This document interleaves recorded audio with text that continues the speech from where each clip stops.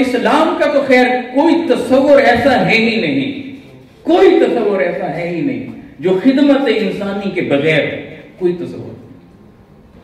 سیدنا بلال رضی اللہ عنہ حضور علیہ الصلوۃ والسلام کی بارگاہ میں آتے ہیں، عرض کرتے ہیں کہ یا رسول اللہ، تو یہاں کے کام کاج سے میں فارغ ہو گیا ہوں، اگر تھوڑی دیر کے لیے مجھے اجازت ہو تو میں باہر جا سکتا ہوں؟ اجازت مل گئی۔ سیدنا سلمان فارسی رضی اللہ تعالیٰ عنہ موجود ہیں، عرض کرتے ہیں یا رسول اللہ، یہ جب بھی آپ کے کام کاج سے فارغ ہوتے ہیں کہیں چلے جاتے ہیں، کہاں جاتے ہیں؟ سید عالم صلی اللہ علیہ وآلہ وسلم فرماتے ہیں کہ سلمان پھر جا کر دیکھ لو، میرے آقا مسکرا رہے ہیں، جاتے ہیں تو کیا دیکھتے ہیں کہ بارگاہ نبوی کی خدمت سے فارغ ہوئے تو جو وقت بچا دیکھتے ہیں کہ سیدہ کائنات کی چکی کو وہ پیس رہے ہیں، اور مقام و مرتبہ پھر دیکھیں، مکہ فتح ہوتا ہے، وقت نماز ہوتا ہے تو میرے کریم آقا علیہ الصلوۃ والسلام بلال سے کہتے ہیں کہ کعبے کی چھت پر جاؤ۔ حضور علیہ الصلوۃ والسلام کے مؤذن جب تک کائنات میں اذان گونجتی رہے گی بلال کا نام ذہنوں میں اترتا اور پھر ان کو عشق اپنے آقا علیہ الصلوۃ والسلام سے کیسا، یہ اس خدمت کا نتیجہ ہے۔ سیدنا انس رضی اللہ تعالیٰ عنہ 10 سال خدمت نبوی میں رہے، 10 سال۔ کہتے ہیں کہ حضور علیہ الصلوۃ والسلام نے مجھے برکت کی دعا دی۔ میں مدینہ میں تھا اور مدینہ کے لوگ زیادہ تر زراعت پیشہ تھے، وہ زراعت سے منسلک تھے۔ کہتے ہیں مجھے تو کھیتی باڑی کرنا آتا ہی نہیں تھا، مگر میرے کریم آقا علیہ الصلوۃ والسلام نے مجھے ایسی دعا دی، برکت کی کہ باقی لوگوں کے باغ میں سال میں 1 بار پھل لگتا تھا، میرے باغ میں 2 بار لگتا تھا۔ سیدنا انس رضی اللہ تعالیٰ عنہ خود فرماتے ہیں کہ حضور علیہ الصلوۃ والسلام نے مجھے عمر میں برکت کی ایسی دعا دی تو میں تمہارے سامنے موجود ہوں، اس وقت بھی میری 100 اولادیں ہیں، 100 اولادیں، پوتے پوتیاں، نواسے نواسیاں۔ نتیجہ کس کا؟ حضور کی بارگاہ میں خدمت کرنے کا، آقا کے قدموں سے جڑے۔ دین کا سارا تصور آپ دیکھیں وہ خدمت کے ساتھ جڑا ہے، اور پھر اللہ والوں کی خدمت، پھر نیک لوگوں کی صحبت، اولیاء کی سنگت، ان کے قدموں میں رہنا۔ آئے بندہ عام سا بندہ ہو کر بالکل بدل ہی جاتا ہے۔ سیدنا معروف کرخی رحمہ اللہ تعالیٰ، سیدنا جنید بغدادی رحمہ اللہ تعالیٰ علیہ کے دادا تھے، حضرت سری سختی رحمہ اللہ تعالیٰ علیہ کے مرشد۔ کم لوگوں کے نالج میں ہے یہ بات کہ سیدنا معروف کرخی رحمہ اللہ تعالیٰ علیہ یہ پہلے پارسی مذہب سے تھے، آتش پرست تھے، اہل بیت اطہار کی بارگاہ میں آئے، سیدنا علی بن موسیٰ رضا ان کے ہاتھ پر انہوں نے اسلام کو قبول کیا۔ ظاہر بھی ایسا بدلا، باطن بھی، کہ دنیا ان کے پاس جو آتی تھی ان کی خدمت کرتی تھی، ان کی سنگت میں رہتی تھی، ان کی صحبت میں رہتی تھی، تو وہاں سے جب وہ لوگ نکلتے تھے تو ولی اللہ بن گئے۔ دعا کی قبولیت کا یہ عالم تھا کہ ایسے چل رہے تھے تو سامنے لکھا کہ بارات رکی ہوئی تھی، عیش و عشرت میں ڈوبے ہوئے تھے، شراب پی رہے تھے، تو سیدنا معروف کرخی رحمہ اللہ تعالیٰ علیہ کی بارگاہ میں عرض کیا کہ حضور انہیں دیکھیں صحیح، شراب کے نشے میں دھت ہیں، ان کے لیے کوئی بد دعا ہی فرماتے ہیں۔ انہوں نے ہاتھ اٹھا دیے کہ باری تعالیٰ ان لوگوں کو اور زیادہ عیش عطا فرما، اور زیادہ عیش عطا فرما۔ مریدین پریشان، ہم نے کہا بد دعا کریں، انہوں نے کہا کہ اور زیادہ عیش کریں۔ سامنے وہ لوگ جو بیٹھے تھے شراب پی رہے تھے، اچانک دیکھتے ہیں کہ وہ اپنی شراب کی بوتلوں کو توڑنے لگ گئے، شراب کی بوتلوں کو توڑ کر وہ سارے کے سارے معروف کرخی کے قدموں میں آ گئے، کہا کہ ہمیں کلمہ پڑھا دیں، مصطفیٰ کا غلام بنا۔ مریدوں کو سمجھ نہ آئی کہ یہ ہوا کیا ہے، ہم نے بد دعا کہا، انہوں نے دعا دی کہ اور زیادہ عیش کریں۔ پوچھا کہ حضور اس میں راز کیا تھا؟ فرمایا دیکھو نا، یہ عیش بھی عیش ہے، शराब की ऐश भी ऐश है। ऐश तो वो है जो जन्नत की है, और जन्नत उसे मिलती है जो मुस्तफा की गुलामी में आता है। तो मैंने जब दुआ की अल्लाह इन्हें ये ऐश नहीं और ज्यादा ऐश दे, यानी जन्नत तक इनको पहुंचा दे। ये कहां शराब के अंदर डूबे हुए हैं। शराब पीनी है तो शराबन तहूरा पीनी है, शराबन तहूरा पिए। और वो मुस्तफा अलैहिस्सलाम के कदमों में आए बिना मिल नहीं सकती थी। इधर दुआ कबूल हुई, उधर मेरे रब ने इन्हें हिदायत नसीब फरमा दी, कलमा पढ़ लिया। अब ये जन्नत में जाकर और ज्यादा ऐश। जिनाबे मारूफ कर बैठे हुए हैं और खजूरें चुन रहे हैं। हजरत सीरी सक्ती रहमतुल्लाह तआला फरमाते कि मैंने देखा उन्हें खजूरें चुनते हुए, तो मैं पहुंचा, मैंने कहा हुजूर आप क्यों ये तकलीफ फरमा रही है, आप क्यों तकलीफ कर रहे हैं? कहा कि वो सामने देखा है एक यतीम बच्चा बैठा है और उसके पास पहनने को कपड़े नहीं है। तो मैंने चाहा कि मैं ये खजूरें चुन लूं, उन्हें जमा कर लूं और जमा करके जाकर बेचूंगा। बेचने के बाद जो रकम मिलेगी उससे कपड़ा खरीद कर इस यतीम को पहनाऊंगा। सीरी सकती मौला ताला ने बस कहने लगे कि हुजूर अगर मुझे इजाजत दे दें ये खिदमत मैं सरंजाम दे दूं। कहा अच्छा तू ये खिदमत सरंजाम देना चाहता है? हाँ दे ले, तू कर लेगा।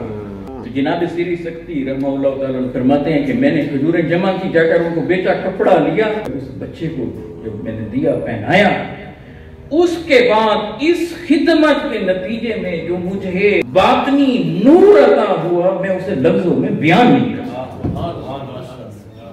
मौलाना सरदार अहमद साहिब रहमतुल्लाह तआला पाकिस्तान के बहुत बड़े मुहद्दिस हो गुजरे, जय्यद स्कॉलर भी थे और साथ वलीउल्लाह भी थे। एक खातून आई, उसने अपने बेटे को उनकी बारगाह में पेश किया कि हुजूर इन्हें कबूल फरमा लें अपनी खिदमत के लिए।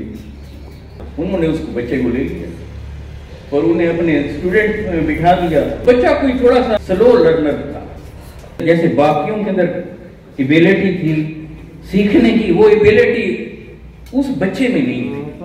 थोड़े दिन गुजरे, मौलाना सरदार अहमद साहिब ने उस बच्चे की वालिदा को बुलवा लिया, कहा कि आप अपने बेटे को ले जाएं, ये यहाँ हमारे बच्चों के साथ चल नहीं सकता।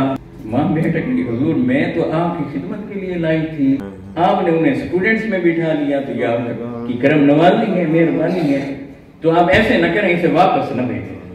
उन्होंने कहा नहीं आप इन्हें ले जाएं। तो उन्होंने कहा कि चलें नहीं पढ़ता तो ना पढ़े, मैं तो आपकी खिदमत के लिए मैंने इसे भेजा है, आप इसे कबूल फरमा लें, कहीं रख लें, चलें आपके जानवरों को चारा ही डाल दिया करेगा। फरमाने लगे उसका भी आदमी है हमारे पास ऑलरेडी काम काज वाले, इसे अपने पास ही रख लें, आपके पाँव दबा देगा, आपकी खिदमत कर लिया, जब आप थके हुए होंगे आपकी खिदमत करेगा, इसे रहने देंगे अपने पास, अपने से दूर न करें।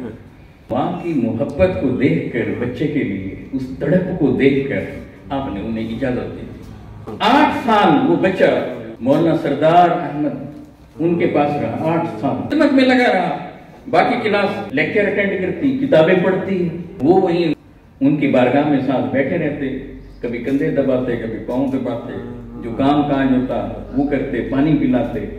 8 साल के बाद जब तकमील का वक्त आया, जब दस्तारे फजीलत देने की बारी आई, तो उस बैच के जो लोग थे वो सारे इमामे बांध कर आ गए। जिस वक्त दावत दी गई, नाम लिए जाने थे, पुकारा जाना था कि आज इन की दस्तार बंदी होनी है, तो आप का नतीजा देखें। मौलाना सरदार अहमद साहिब सबसे पहले उसे पुकारा और उसको सबसे पहले दस्तार पहनाई। बाकी स्टूडेंट परेशान, ये तो वो था तो सीख नहीं सकता था, और आप जो है ना सबसे पहले उसे दस्तार पहना रहे, सिर्फ खिदमत करता था। अब उसका नतीजा देखिए। तो जो उस बैच के बाकी उलमा तैयार हुए, वो कहते कि जब हमारे पास कोई मसला आता था, बड़े से बड़ा कोई मसला जब हम उसे फेस करते थे, अगर कहीं हमें ब्रेक लग जाती थी, रेफरेंस चाहिए होता था, कहीं हम अगर डगमगाने लगते थे, फंस जाते थे, भाई इसका कौन सा हवाला दे, कौन सी किताब खंगाले। उस वक्त की सोशल मीडिया तो था नहीं, इंटरनेट की फैसिलिटी तो थी नहीं, तो वो कहते थे कि हम उससे, उस खिदमतगार से, उससे हम रजू करते, मसला जितना बड़ा भी होता था, इधर हम उससे रजू करते, वो हमारे उस बड़े से बड़े मसले को उसी वक्त बैठकर हल कर देते।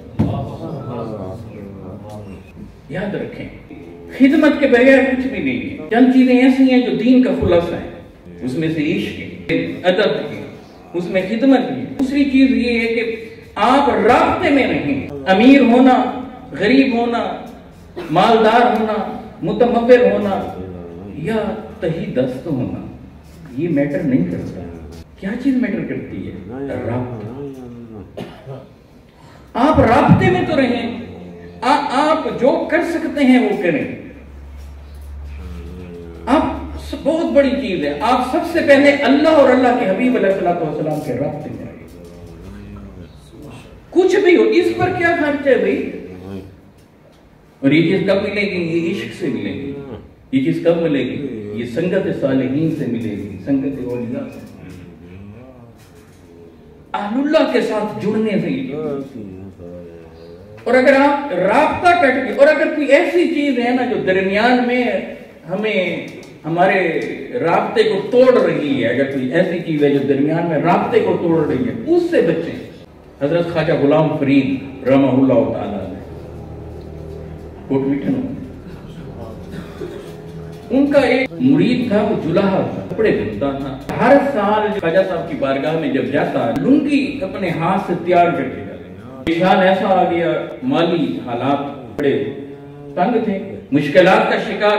وہ ان ٹائم میں اسے تیار نہ کرتا. اب تھوڑا سا شرمندہ ہونے لگا تو میں ایسے خالی ہاتھ جاؤں ان کے پاس نہ گیا. اگلا سال ہوا تو اس نے 2 لنگیاں 2 چادریں تیار کی.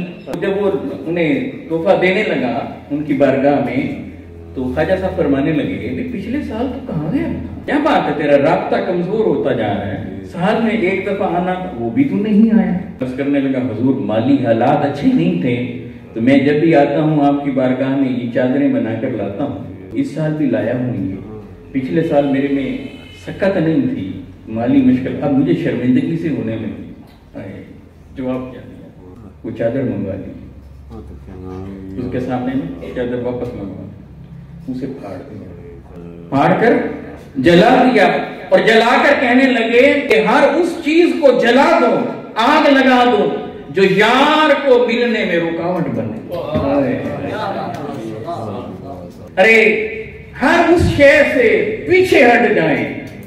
اگر مصروفیات ایسی ہیں جو ہمیں اللہ سے ملنے میں رکاوٹ بنتی ہیں، دنیا کے مال و متاع ایسے ہیں، بزنس ایسے ہیں جو ہمیں رسول اللہ صلی اللہ علیہ وسلم کے قدموں میں جانے کے رکاوٹ پیدا کر رہے ہیں، ارے انہیں ہٹا دو، جلا دو، سب کچھ مٹا کر اللہ اور اللہ کے محبوب میں رابطے.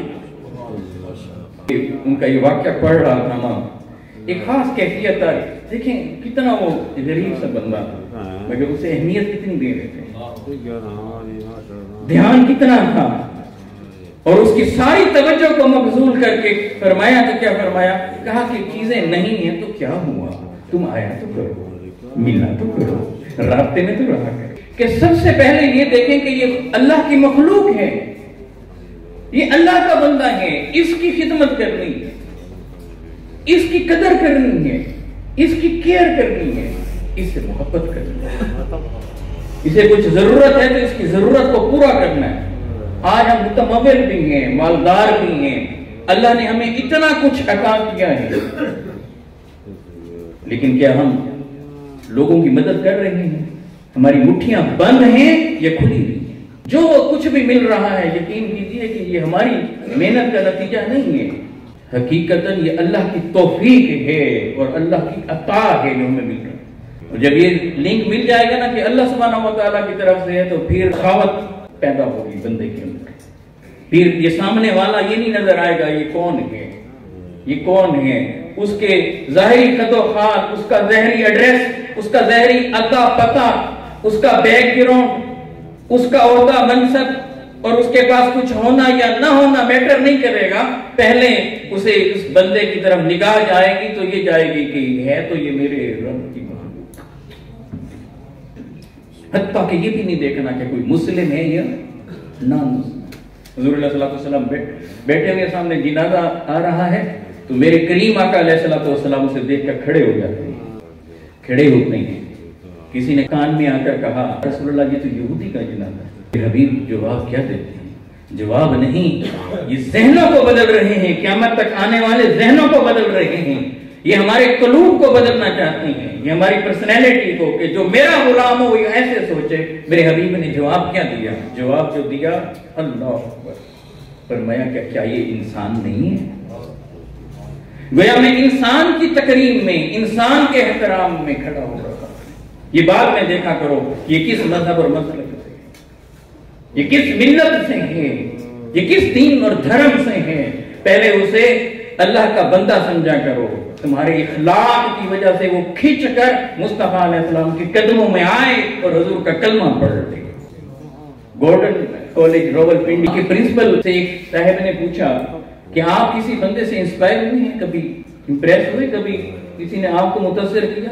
پرنسپل عیسائی تھا، وہ کہتے ہیں ہاں میں ایک شخص سے ہوا۔ کہا کس سے ہوئے ہیں؟ اس نے کہا ایک فقیر سے ہوا۔ کہا وہ کیسے؟ کہا کہ میں آ رہا تھا کالج کی طرف تو ایک مجھے فقیر مل گیا، اس نے مجھے کہا کہ مجھے اللہ کے نام پہ کچھ دے دو۔ میں نے اسے کہا معاف کر۔ وہ پھر مجھے کہتا رہا اللہ کے نام پر دے دو۔ میں چلتا رہا، اگنور کرتا رہا، لیکن وہ ایسا تھا کہ وہ میرے پیچھے ہی لگا رہا۔ جب اس نے دیکھا نا کہ یہ نہیں دے رہا تو مجھے اچانک کہتا ہے کہ اچھا یسوع مسیح کے نام پر ہی دے جاؤ۔ میں کھٹا کر ہو گیا۔ میں نے کہا کہ یہ حضرت عیسیٰ علیہ السلام کے نام پر مانگ، میرے پیغمبر کے نام پر مانگ رہا ہے۔ کہتے ہیں کہ میں نے اس سے کہا کہ یسوع مسیح کے نام پر مجھ سے مانگنے والے میرے پیغمبر کا تو نے نام لے دیا ہے، ان کے نام پر مانگنے والے ایک بات تو بتا، یہ جو تو نے سامنے اتنا بڑا کشکول اٹھایا ہوا ہے، نوٹوں سے بھرا ہوا یہ کشکول جو تو اٹھائے پھر رہا ہے، ذرا یہ بتا کہ اگر میں یہ کہوں تو مجھے اپنے پیغمبر کے نام پر یہ مجھے دے دے تو کیا کرے گا؟ کرسچن ہے، عیسائی ہے، اور جب اسے اللہ کے نام پر مانگتا رہا تو وہ کہہ رہا ہے کہ معاف کر۔ اور اب جب اس نے دیکھا کہ فقیر نے کہ یہ دے نہیں رہا، اتنا بڑا افسر ہو کر، اتنا بڑا پرنسپل ہو کر، ہے بھی عیسائی، تو کہا کہ اچھا یسوع مسیح کے نام پہ ہی دے دے۔ جواب میں کہہ رہا ہے کہ اچھا اگر میں کہوں کہ تم مصطفیٰ علیہ السلام کے نام پر دے دو، تو وہ اچانک میں نے دیکھا وہ رونے لگا، اور وہ جو اس کا کشکول تھا دین بھر کی جمع پونجی نوٹوں سے بھرا ہوا، اس نے وہ سارے کا سارا کشکول میرے ہاتھ میں تھما دیا اور رونے لگا۔ میں نے کہا کہ تو روتا ہے، اس لیے روتا ہے کہ اس میں یہ رقم پڑی ہوئی ہے؟ کہنے لگا نہیں یہ بات نہیں، ارے تو نے مجھ سے کیا مانگ لیا ہے؟ ارے تو نام لیا ہے سید عالم صلی اللہ علیہ وسلم کا، تم نے میرے آقا و مولا کے نام پر مانگا ہے، ارے یہ رقم یہ کشکول اس کی حیثیت کیا ہے؟ تو مجھ سے میری جان بھی مصطفیٰ کے نام پر مانگتا تو میں اپنی جان بھی دے دیتا۔ کہا پھر روتا کیوں ہے؟ کہا کہ اب روتا اس لیے ہوں کہ تو نے مصطفیٰ علیہ السلام کے نام پر مجھ سے جو لیا ہے مجھے واپس نہ پلٹا دینا، مجھے واپس نہ کرنا۔